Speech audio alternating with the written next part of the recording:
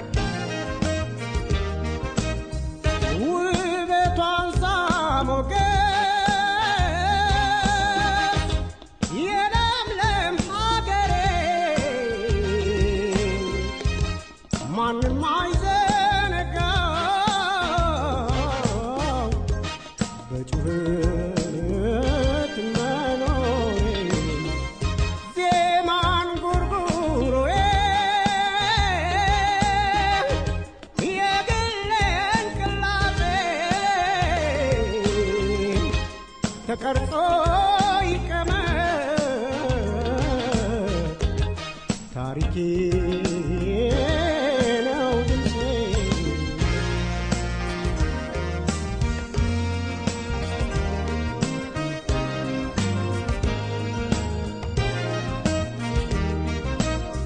ድምፃዊ ዘፋኝ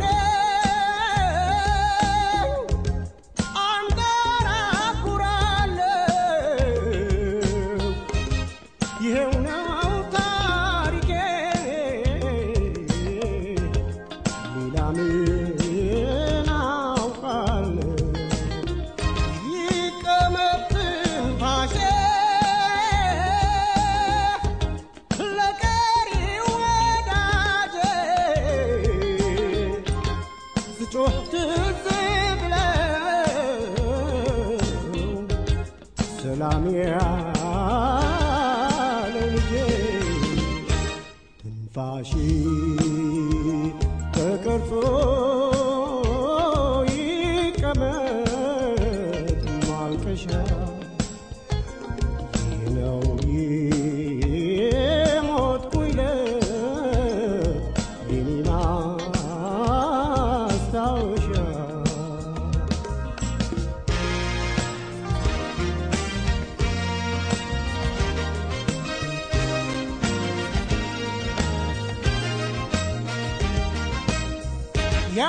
ያስቀየምኩት ቢኖር የጠላኝ በቁሜ ድምፄን ሰምቶ ያዝናል ለረገም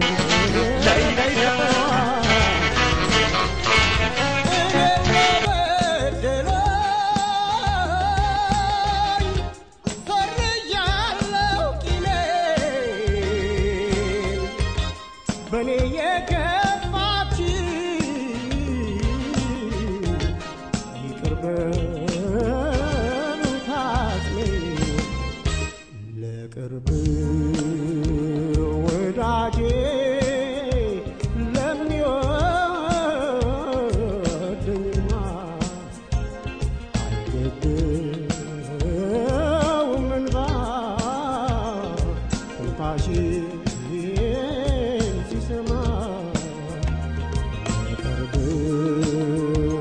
ወዳጄ ለሚወደኝማ አይገድም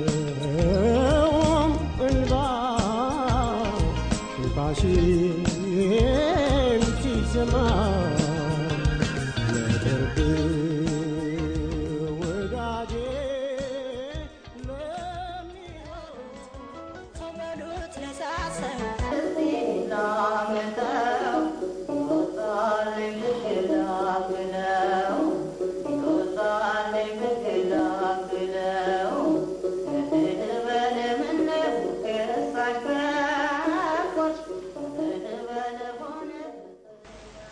አብዛኛው እንግዲህ የምሰራው ያው ቲያትር ውዝዋዜ ዘፈን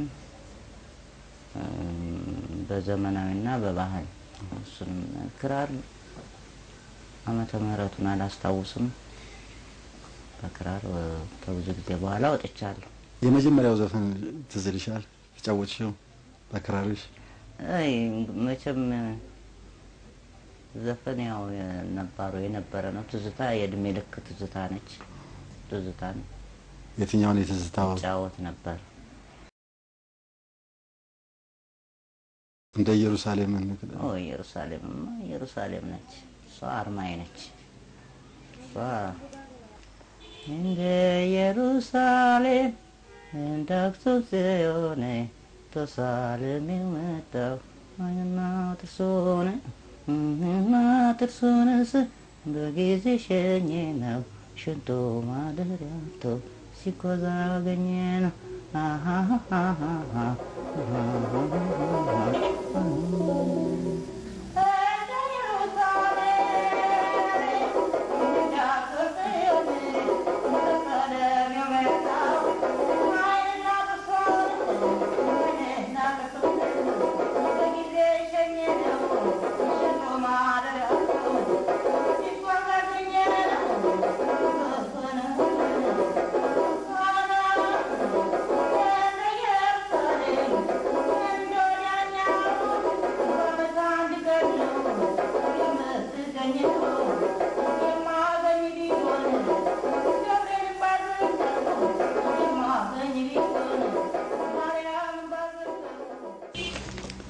የኛው ስትጫወት ትዝ የሚልሽ ነገር ምንድነው እንዴ ትዝ የሚለኝ ብዙ ነገር አለ ከብዙ አንዱ ያው ምክንያት የሆነኝ ሰው አለ ለኢየሩሳሌም ማን ነው ስሙን አልጠራም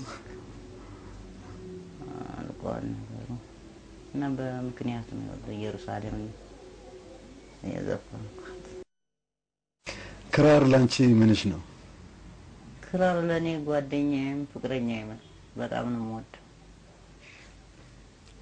ከሰው አብልጥሽ ብቻን ስትሆን ወቃቱ ካለ ከክራር ጋር ታወራለህ ከክራር ጋር ትነጋገራለህ ብሶትህን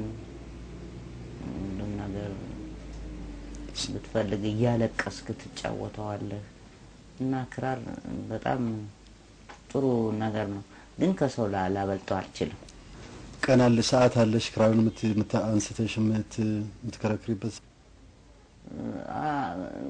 ወቅት አለኝ ክራር የሚያሰኘኝና የሚያስጠላኝ ሙዚቃም ለመስማት እንደዚሁ ነኝ ብሶት ሲኖር አንዳንዴ ስከፋ ባጋጣሚ እና በዚህ ቀን ነው ማለት አልችልም ግን ሲከፋኝ ስናደድ ክራር መያዝ ደስ ይለኛል ይወጣልኛል አሁንማ እጅሽን የግራ እጅሽ ነው ማንቀሳቀስ የሚያውቀው አይሰራም ስንት ጊዜ ሆነሽ እንግዲህ አሁን ወደ 3 አመቱ ነኝ መድኃኒቶችን እየወሰድሽ ነው ወስዳለሁ ግን መፍትሄ የለውም In May of this year, we decided to do something about her physical plight. We invited Tagabu Gabramedhin, the leading expert on community-based rehabilitation in this country, to help address that. But we had to make sure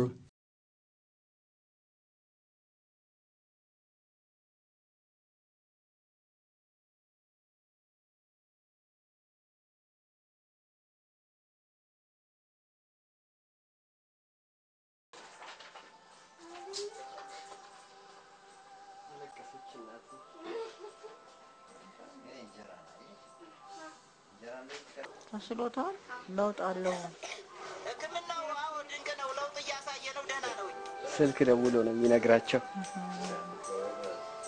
ግማሾቹ ለምነውም ሊበሉ አሁን እቺ መጣች እዚያ ያየሻት ጆሮዋ ችግር ያለባት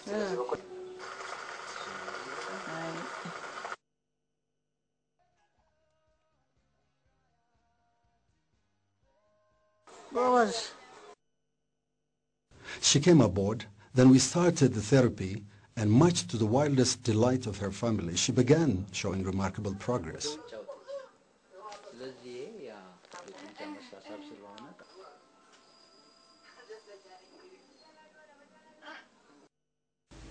ታመምኩኝ አላማረርም ብዙም ለምን መታወሻ ስላለኝ በየቦታው አለ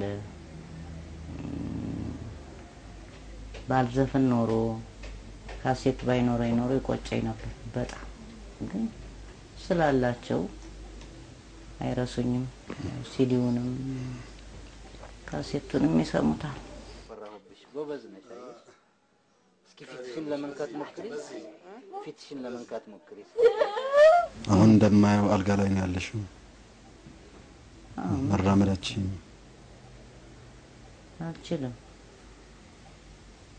እና እንግዲህ ማረኝ እያልኩኝ ለእግዚአብሔር ከመንገር በስተቀር ምንም ማድረግ አልችልም ምን አይነት እርዳታ ቢኖር ነው ወደ ተሻለ ጤንነት መምጣት የምችለው 71 ማለት እኮ አሁን 71ኛ አመትሽ ነው መሰለኝ 76 ነው 71 ምን አውቃለሁ አዎ ምን እንግዲህ ምንድነው የኢትዮጵያ ብዙ አሉ አቅም ያላቸው እና እነሱ እንግዲህ እንደዛ አድርገው እንትን ቢሉልኝ ምናልባት ጥሩ ህክምና ካገኘው ድን ይሆናል የሚል ሐሳብ አለኝ ብዙም አልማረርም እግዚአብሔርን ማረኝ ነው እንጂ ማማረርማ ምን ይጠቅማል በርግጥ ሰው ፀሐይዋን ባያትወጣ ብዬ ደስ ይለኝ ነበር አልሆነም ከጊዜ በኋላ የሚመጣው We attempted to physically rehabilitate and get her over to the Ethiopian National Theatre and play the Zakara to her fans just one more time and leave the rest of her life with dignity. While we were working on that, she was admitted in a hospital and died after a few days on September 15th. Stories and a novel salvaged from his drawers. But his manuscripts have been devoured by his fans, and his novels, novellas, and the stream of short stories he wrote have made him a household name. My guest tonight, Sabhat ገብረ እግዚአብሔር, is perhaps the greatest living Ethiopian storyteller. Who is this man, and what made him the writer he is without the blessing of the publishing industry? More on that from the man who has the insatiable desire for books that reportedly borders on greed. I've heard he read 7,000 books. Are there that many in town? Welcome to this show, Sabhat. Thank you. You were born up north near Adwa. Yes. 63 years ago. Yes. Have you grown old? Physically. Inside, you don't grow old. Neither your mind nor your stomach grows old. The stomach also will eat always, and the mind will work. It's the skin and the things that make us look old. Not even the skin. Do you frequently see yourself in the mirror? You've got a gray hair, but you have a baby's face. How do you explain that? Magic from the genes. I don't know. Whose genes? From your father's line or from your mother's line? Certainly my mother's. But as Shakespeare's comedian said, that you are, my son, I have partly your mother's word and partly my own suspicions. And I don't know who my father is. How can I? But I am sure, without knowing. The father that you knew was indeed your father? Indeed, because there was no possibility in a small village for my mother to have a child from anybody else. Did he want you to be a peasant? My father had no idea we would be anything else than farmers like himself. Neither did we. You came here and you went to a boarding school, am I right? I came right to a boarding school, Tafari Mokonnen School. Did you? Throughout high school, boarding school. Was it in a way, a culture shock for you, waiting for you out there when you came to it Addis was Ababa? beautiful. When you are that young, there is no culture shock. But If you go into a new culture after you've grown up, then there is culture shock. But then there was no culture shock. I just dived in like a fish into water or something. so you were very well in place when you came here to Addis Yes. at age 10. Except I missed my parents. That is in a way a shock, isn't it? My goodness. How do you compensate that loss? But not me, God compensates. In what way? I went to school. I learned the English language, and I read such beautiful books from the English themselves, from translations, especially from the Russians, from the Arabian Nights. I was more than compensated. in school. And His Imperial Majesty's own school. If you well, don't because this mind. was the only, for the privileged ones, the only school that we had. That they had. For the privileged ones, the privileged few, and for the lucky many. It was pure luck that got you there. On my part, yes. But you weren't happy about the people who ran this school. There was the Jesuits. Of course, when you're a student, you're the director and the teachers and so on. But not always. Just as when you're a citizen, you're not happy with the government and the police and so on, but they are necessary. There was too much discipline.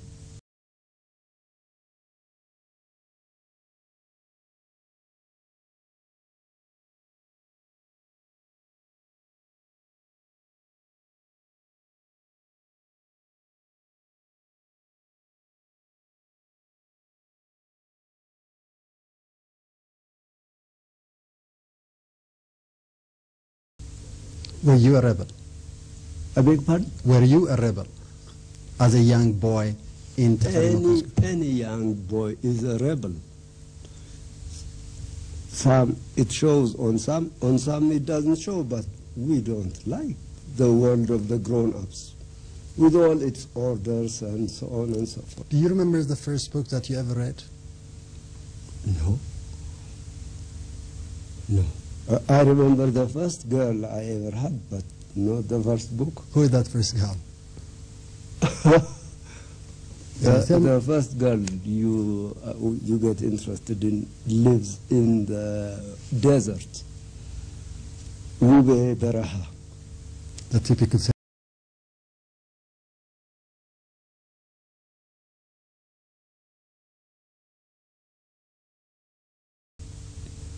Well, to be deeply in love, you have to be the only man and she has to be the only woman. Minus that. In a world where there are too many men, there could be an absolute love. Is that what you're where, saying? Where we have to share. It's a marketplace. It happens exceptionally. You were a group of young boys who went out to have fun. Right. Life sometimes is like a poem. I told you about going to the desert. For about 2 years we went there as often as we could. And I took notes, meaning to write about that place.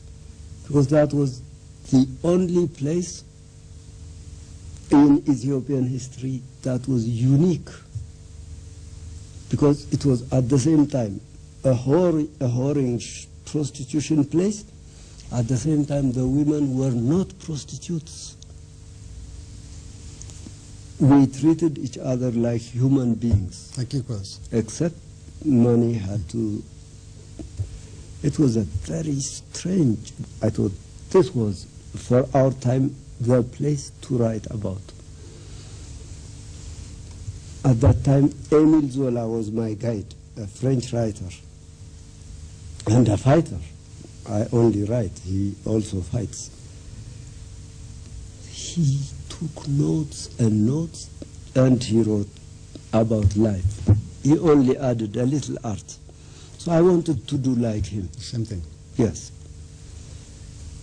So I went to Aix-en-Provence, and when I dropped classes, I wrote about Weber.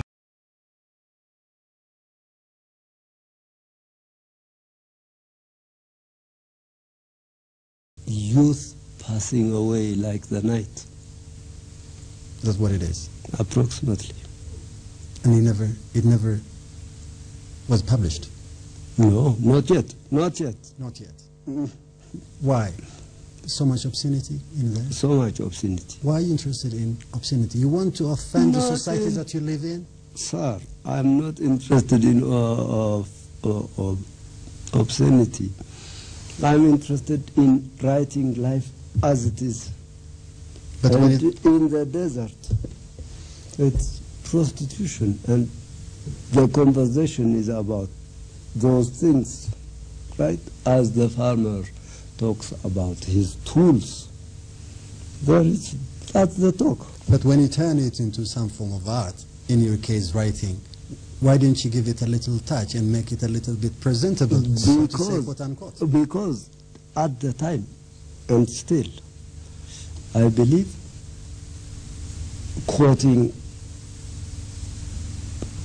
Zola, we will give the picture of life with its words. We will not paint it to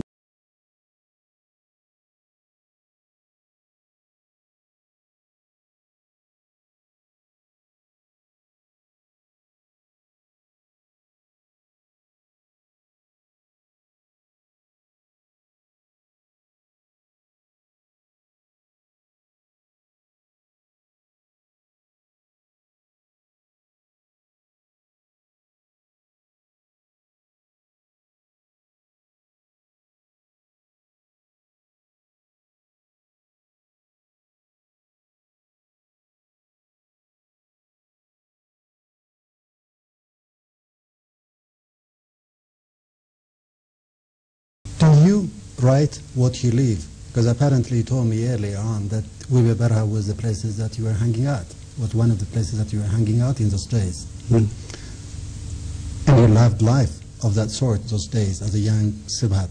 right. Do you write what you live, or you live what you write? That's like the egg and the hen. You can take it if you like, that way. The egg doesn't go without, unless the egg is there, the chicken won't come. And unless the hen is there, the egg won't come. So it's really connected. You don't know which is which. You cannot draw a line, can you? Right. It's one feeding on the other. Are you the same writer today that you were 30 years ago when you were writing about this endless night? The same man, The same writer? the same person, but a different writer. Because writing is it's like a craft. When I was a young man, the truth seemed to me to talk about, other than eating and drinking water, not alcohol. Other than eating and drinking, the most important about life is making love and reproducing. So it was a most interesting life. That you had them? And I wrote it in its own language, in its own situation.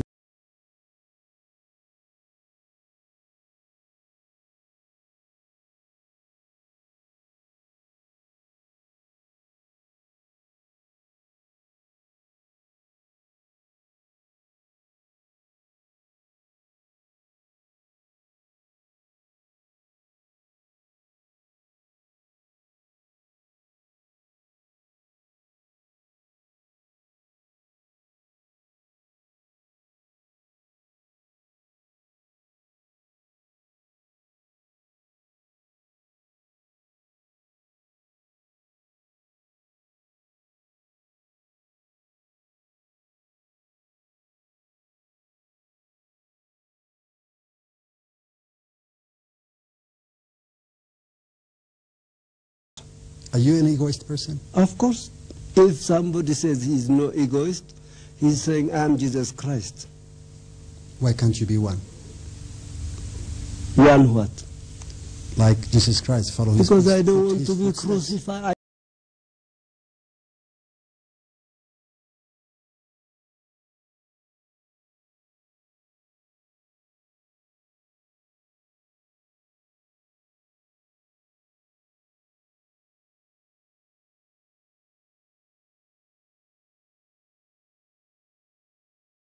That have been Wow. asking over the last 15 minutes. Obviously, I'm not, but you are trying to lead somewhere. How naturally does writing come to you? I should say very naturally. On because- command? Not on command.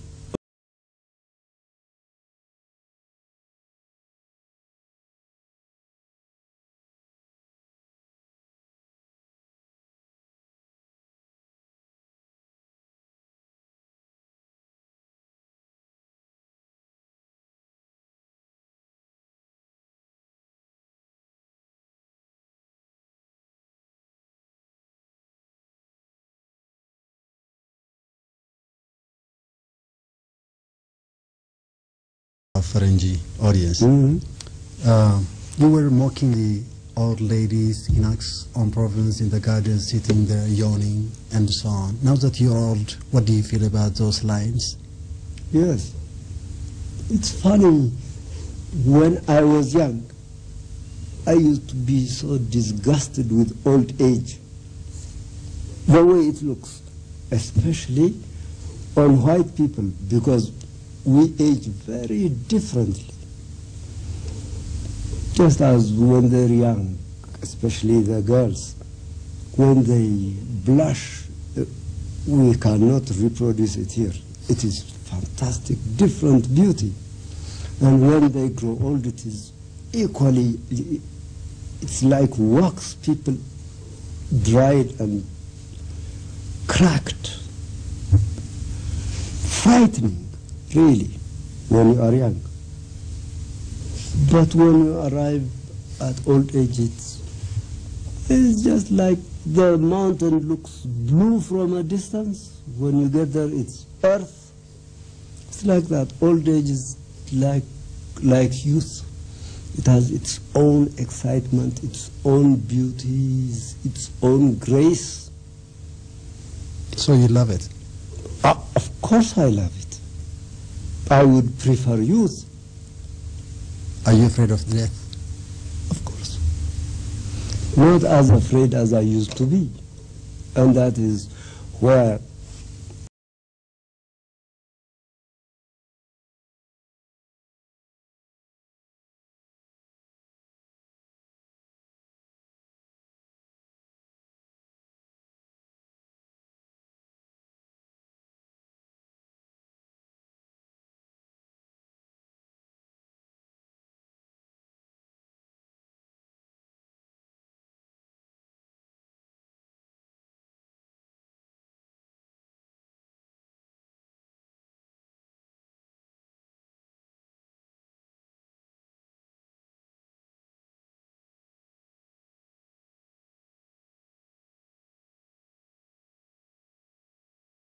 When you think of death, which might be next door, it is scary.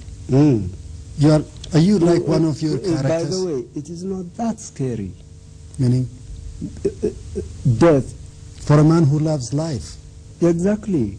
It is scary, when isn't you it? love life, what they do, whoever they are, is they put the right love in the right place so that the race continues, so that we continue and our children, like we are a continuation.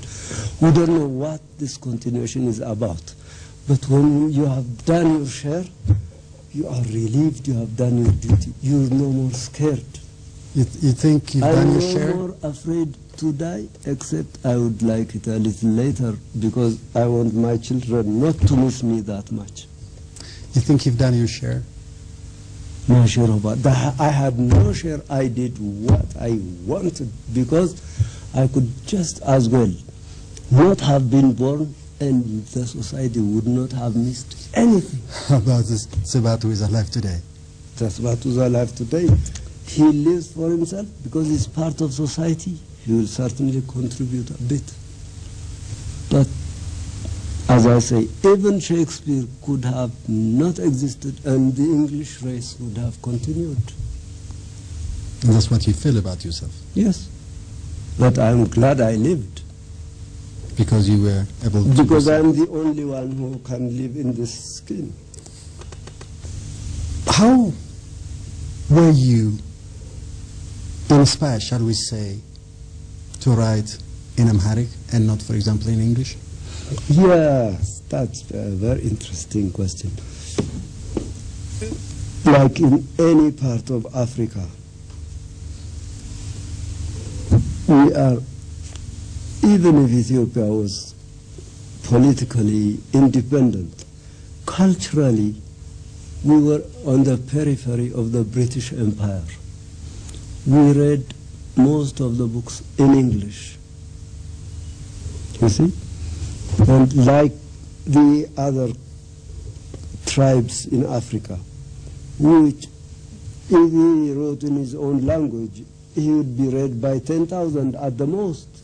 So he has to write in French or in English. To be able to be read by... Yes. Here we thought we live in an urban society. Amharic is a language of the countryside. It can't express the life of the city.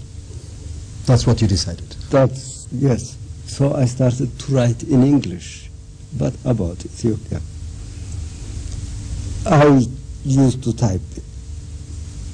I remember it was 65 pages typed. I think 65. Then I came here and I read a book, Adefrus by Danyacho Worku. I didn't know who the man was. You never met him? No. I read it and then I read, oh my goodness, we can write in Amharic about life in this town, in this time.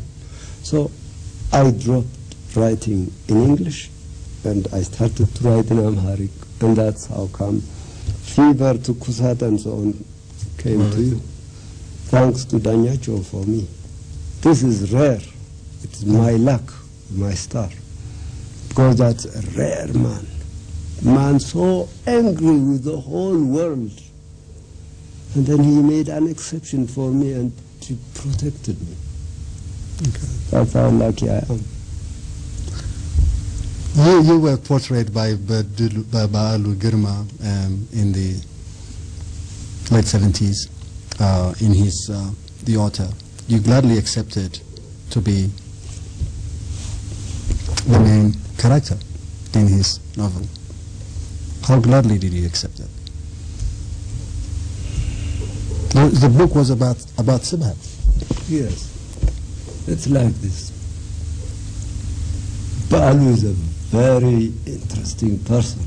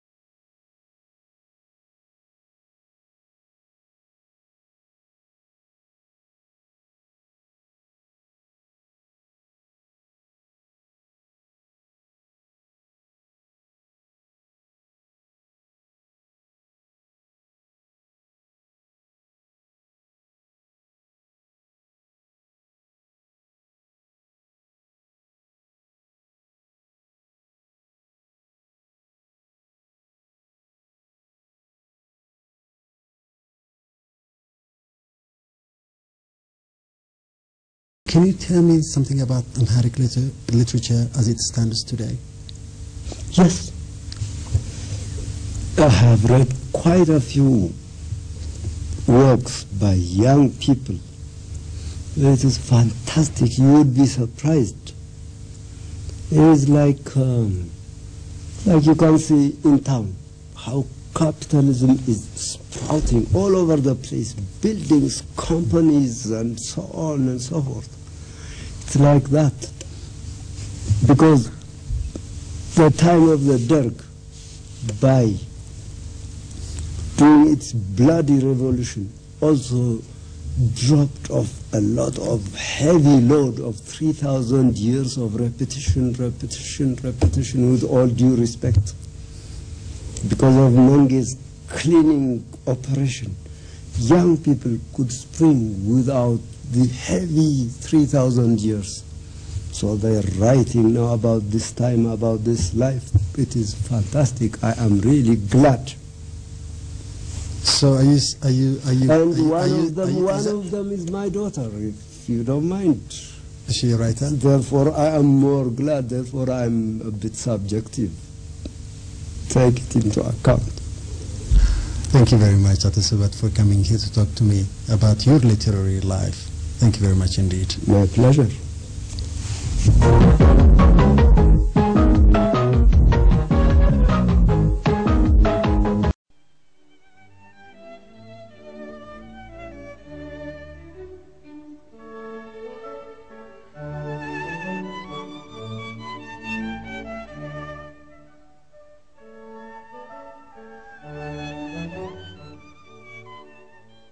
የስለላ ሙያን ለመጀመሪያ ጊዜ ማስተዋወቅ ችለዋል።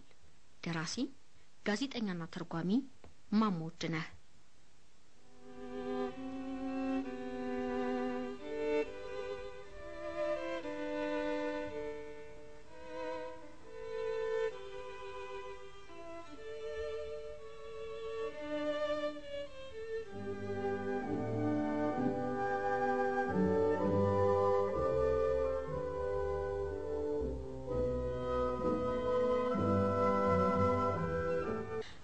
ይችን መጽሐፍ ሳይ ማናበረራት የሚለው በቅርብ ጊዜ ያሳተሟት ነች።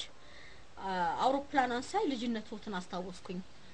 የነኛን የቦምብ ጣይ አውሮፕላኖች በልጅነቱ ጊዜ እንዴት ነበረ?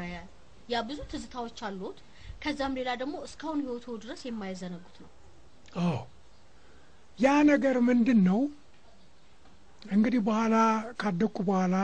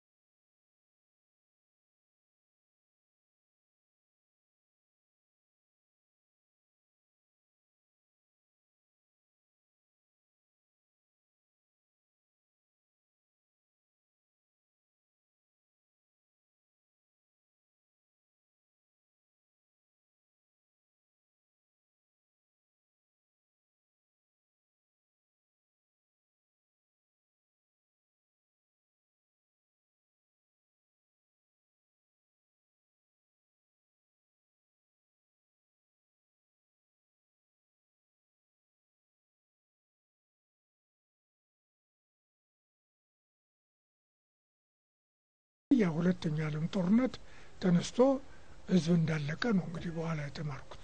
ምናልባት እንደው ወደ ጋዜጠኝነቱና ወደ ደራሲነቱ ይህ ሁኔታ መርቶኛል ብለው ያስባሉ? አዎ እንግዲህ ወደ ጽህፈቱ እኔ ቤተ ክህነት ትምህርት ቤትም እያለሁ ወደዚህ ነበር ማደለው። ወደ ንባብ አደላለሁ፣ ወደ ጽህፈት አደላለሁ። እኔ ይሄ ምንድነው ፈረንጆቹ የሚሉት ነገር አለ፣ ፕሪዴስቲኔሽን ነው የሚሉት። እንደው በልጅነት የሚቀረጽ ነገር ህይወትሽ የሚመራበት ነገር አለ። እሱ ነው መሰለኝ የሚመራኝ። ደግሞ አሁንም ሳስበው ትክክል ነው። ምክንያቱም እስካሁን ድረስ ብዙ ነገር በጋዜጣም እንዳልሽው በመጽሐፍም ለማበርከት በቃው። ከሁሉም ደግሞ በብዙ ሀገር በሀገራችን ብቻ ሳይሆን በብዙ ሀገር በስብሰባዎች ንግግር ወደ ማድረጉም ሁሉ ገባሁኝ። ስለዚህ ይሄ እንግዲህ እንደው ስወለድ የተቀየሰልኝ መንገድ ነው ማለት ነው። የህይወት ጉዞ ነው ማለት ነው። እና በዚህ አቅጣጫ ሄድ አውሮፕላንን ያኔ በልጅነቶት በጥሩ ጎኑ አይደለም የሚያዩት። ሰው ሲያጠፋ ነው፣ ጦርነት ነው እና በጣም ስሜትን የሚጎዳ ነገር ነው። ከፍ ካሉ በኋላ እንደው አልተመራመሩም ስለ አውሮፕላን፣ ስለ ጦርነት፣ ስለ ዓለም ሰላም? አይ እሱማ እንግዲህ በዚህ የተነሳ እኮ ነው ወደ ንባብ በጣም ገባሁኝ። በተለይም ሁለተኛ ዓለም ጦርነት በሚለው ላይ ትኩረት አደረኩ። ብዙ ነገሮች አነበብኩ። ደግሞ ኤምባሲዎች እየገባሁ መስራቴም ብዙ መጽሐፍ ለማግኘት ረድቶኛል፣ ለጽህፈቱም ረድቶኛል። ሁለት የተቀጠሩት የት ነበር ኤምባሲ ውስጥ? እንግዲህ አሜሪካን ኤምባሲ፣ ሶቪየት ኤምባሲ፣ እነዚህ ማስታወቂያ ክፍሎቻቸው ጋር ሰርቻለሁኝ። ያ ብዙ መጽሐፍ ለማንበብ ለማግኘት ረዳኝ። የዓለምን ሁኔታም በዛው ተረዳሁ። ምክንያቱም በአሜሪካን ኤምባሲ የምዕራባውያኖቹን ጽሁፍ ማንበብ ጀመርኩ። ሶቪየት ኤምባሲ ደግሞ በምስራቃውያኖቹ በኩል የሚጻፈውን ለማንበብ በቃው። በተለይ ሶቪየቶች ኢንተርናሽናል ነው ወርልድ አፌርስ የሚሉት አንድ መጽሔት ነበራቸው። በጣም አዘውትሬ የማነበው እሱን ነበር። በጣም ወደው ነበር። እንግዲህ በያን ጊዜ ከውጭ ብዙ ህትመቶች ይገቡ ነበር። ኒውስዊክ ታይም፣ እንግሊዝ ሀገር የሚታተሙ በርካታ መጽሐፍቶች፣ መጽሔቶች፣ ጋዜጦች ይገቡ ነበርና እዚህ ፒያሳ ነበር ጂናፖሎስ የሚባል መጽሐፍት ቤት። አንቺ አልተወለድሽበትም፣ የፈረሰው አሁን የተከበበው እዛ አካባቢ ነበር ኪንግ ጆርጅ ባር አጠገብ። እና እዛ ነው ሁልጊዜ የምንገናኘው ወጣቶች ጋዜጠኞቹ፣ ብርሃኑ ዘሪሁን፣ እኔ፣ አቤ ጉበኛ።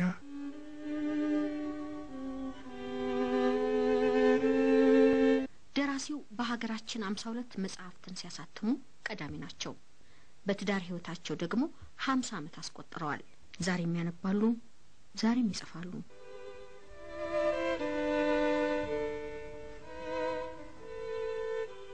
ወደ ስለላ ያተኮርኩበት ምክንያት ሁለተኛው ዓለም ጦርነት የሚለውን መጽሐፍ ለመጻፍ ብዙ መጽሐፍቶች አነበብኩኝ። እዚያ ውስጥ እንግዲህ ስለላ ምን ውጤት እንደሰጠ በሁለተኛው ዓለም ጦርነት ጊዜ አነበብኩኝ። በተለይም ዘ ፎክስ ሆል ኢን ካይሮ የሚል ጀርመኖች ያስቀመጡት ሰላይ ካይሮ ውስጥ ነበረ። የእሱ ታሪክ በጣም መሰጠኝ እና እሱን ለብቻ አደገኛው ሰላይ ብዬ ተረጎምኩት። ከዛ ጊዜ ጀምሮ እንግዲህ የስለላ መጽሐፍቶችን በስፋት መግዛት ማንበብ ጀመርኩ። ምክንያቱም ስለላ ለአንድ ሀገር ህይወት ነው። ብዙ የዓለም ታሪክ ለውጧል። በብዙ ሀገሮች ላይ ድል አስገኝቷል። ህዝቡም ደግሞ ሰላይ ሲባል እንደው ማንኛውንም ሰው እያነቀ የሚገርፍ የሚገድል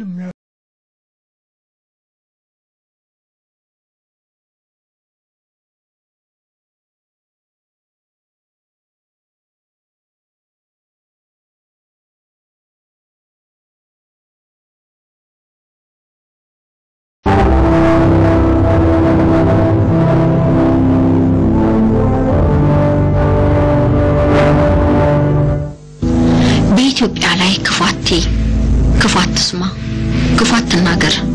ይህ የአርቲስቱ መሪ ቃል ነው።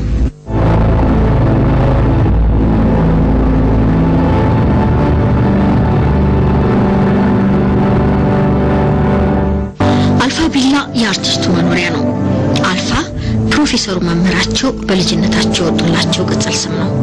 ባለማችን ላይ ምርጦች አሉ፣ ደግሞ የምርጦች ምርጥ አለ።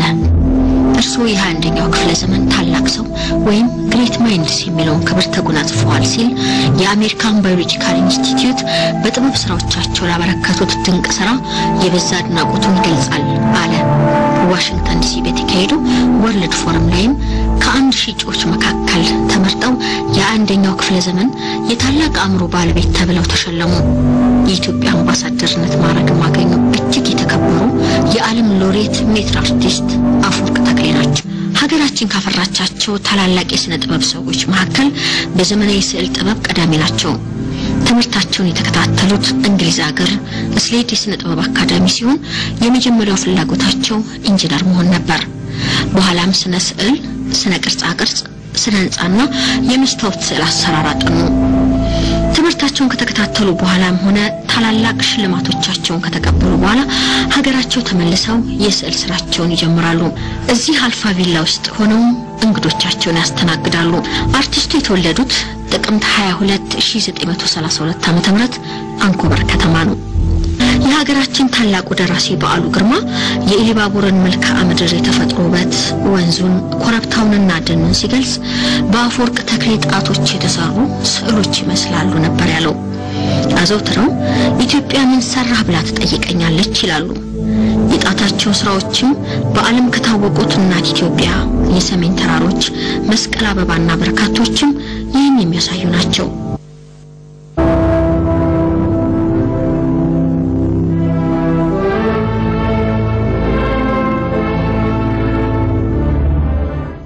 እዚህ ክፍል ነው እንግዲህ አሁን ይሄ በቅርቡ የተሸለምኳቸው ሽልማቶች እና ዋናው የምንነጋገርበት ይሄ ነው። ዋናው ግን ቤቱ የተሰራው በእውነቱ ለስዕሎቼ ነው እንጂ እንደው ለኔ ለመንደላቀቂያ ብዬ አይደለም። እንደምታዩት ግድግዳው ሁሉ ስዕሎች አሉ።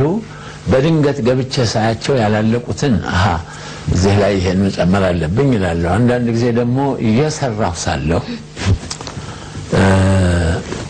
ሐሳብሽ ቀጥ ይላል በሌላ በውጪ በመናምን በሚመጡ ነገሮችና ያን ጊዜ በሱ ላይ ከመቀጠል ለጥቂት ጊዜ እስቲ ሳሎን ላርገውና ለጥቂት ጊዜ እስቲ ወይ መብል ቤት ላርገውና መኝታ ቤት በየክፍሉ ይዘዋወራሉ። ግን በጠቅላላ በገባው በወጣው ቁጥር ለኤግዚቢሽን ካልሄዱ በስተቀር አሁን ለምሳሌ እዚህ ባዶ ምናየው ያለ ፍሬሙ የሄደ ነው እና ደግሞ ለኔ ሌላ ስዕል መሳል አለብህ እኮ ምን ተኝተሃል ይለኛል ስገባ ሰወጣ ባዶ ሳይ እቺ እንደነ መስቀል አበባ እንደነ እናት ኢትዮጵያ አይደለችም። ብዙ ገና አልታወቀችም፣ ግን በዚያ ላይ ነች። ብዙ ኤግዚቢሽን ታይታለች እና ያንዲት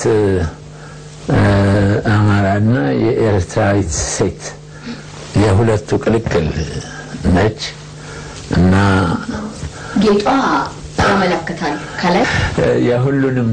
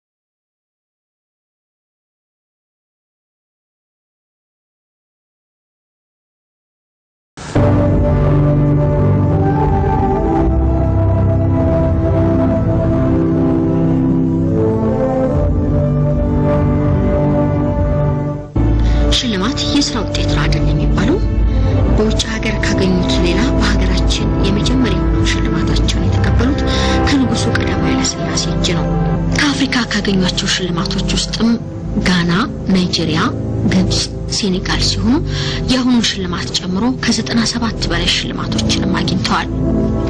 ኢትዮጵያ በተለያዩ ጊዜያት ስሟን የሚያስጠሩ ባንዲራዋን በዓለም አደባባይ ከፍ ብሎ እንዲውለበለብ ያደረጉ ጀግኖች ልጆች አሏት። ከነዚህ ውስጥ እጅግ የተከበሩ የዓለም ሎሬት ሜትር አርቲስት አፈወርቅ ተክሌ የታላላቆች ታላቅ ኢትዮጵያዊ ሆነው ተገኙ። በዚህም ለመጀመሪያ ጊዜ 200 ታላላቅ የሀገር መሪዎች፣ የታሪክ ተመራማሪዎች፣ ሳይንቲስቶች፣ ደራሲያንና ሰዓሊያን ተመርጠው የሀገራቸው ባንዲራ ስማቸውና የህይወት ታሪካቸው ተጽፎ ወደ ጨረቃ ሲላክ የአርቲስቱም የህይወት ታሪክ ተጽፎ ከኢትዮጵያ ባንዲራ ጋር ጨረቃ ላይ የተቀበረው ግልባጭ የሁላችን ክብር ሆኖ ይገኛል።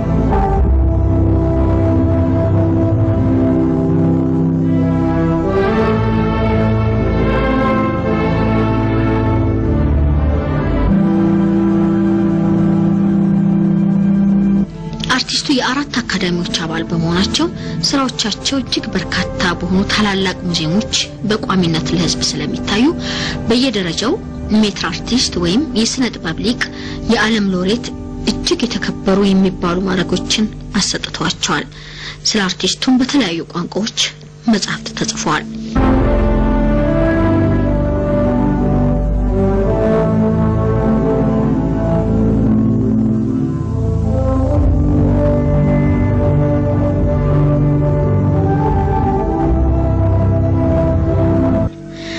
ጊዜው በሚሸለሙበት መድረክ ላይ ስለ ሰው ዘር መገኛነታችን፣ ስለ ስነ ህንጻዎቻችን፣ ስለ ነጻነታችን፣ ስለ ባህልና ወጋችን ይሰብካሉ። አንደበታቸው በቃላት ጣቶቻቸው በቀለምና ብሩሻቸው ያወራሉ።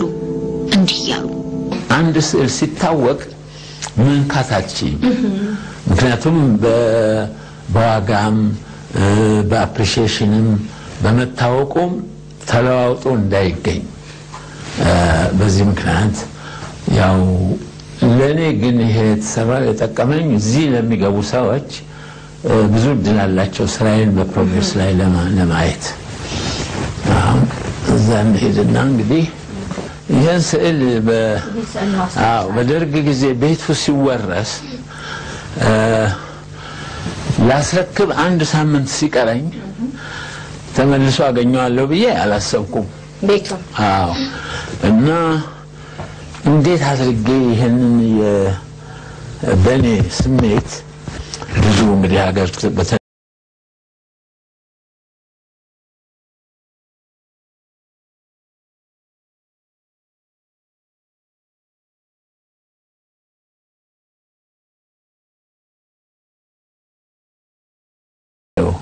ይሄን ስዕል እንዴት ነው ስሜቱ በኔ ላይ ያለው? እስቲ ለራሴ እንደብቻ በአንድ ሳምንት አንድ ነገር መስራት አለብኝ ብዬ በአንድ ሳምንት ውስጥ የተሰራ ነው። እዚህ እንግዲህ ቤቱን ትቼ ወጥቼ ነው የምታየው። በባዶ እግሮት ነው እና በባዶ እግሬ ነው።